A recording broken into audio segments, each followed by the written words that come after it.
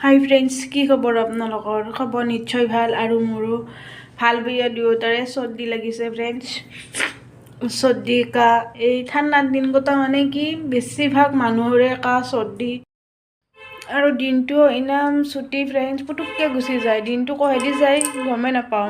হ'ল মানে দিনটো গুচি গ'ল। মানুহজনেও অফিচত গ'ল আৰু ময়ো এতিয়া ভাত বনাবলৈ আহিলোঁ। কামবিলাক আছে আৰু কৰিব লগা বহুত আছে, কিন্তু মই মানে যিখিনি নকৰিলেও নহয় আৰু সেইখিনিয়ে কৰিছোঁ। ফ্ৰেণ্ডছ, আপোনালোকে মোৰ ভিডিঅ'বোৰ চাব।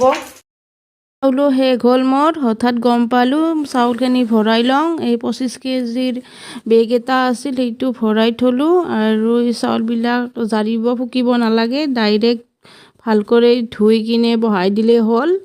এতিয়া মই ভাত বনাম আৰু ল'ৰা ছোৱালী দুটা স্কুলত গৈছে, সিহঁতক আনিব যাওঁ। আজি বতৰটো অলপ বেয়া কৰিছে, ক'লা কৰি আছে, একেবাৰে যেন বৰষুণে দিছে এনেকুৱা হৈ আছে। বৰষুণ দিব, কিন্তু ৰাতি অলপ অলপ বৰষুণ দি আছে। দিনত নাই, ৰ'দে দি আছে, গতিকে বৰষুণ হ'ব পাৰে। হ'লেও হয় আৰু ধূলি বালিবিলাক অলপ কমে। ফ্ৰেণ্ডছ, চৰ্দি বহুতো লাগিছে। ভিতৰত আমাৰ গৰম, বাহিৰত বহুত ঠাণ্ডা পৰি আছে। গতিকে ভিডিঅ'টো ইমানতে এৰিলোঁ।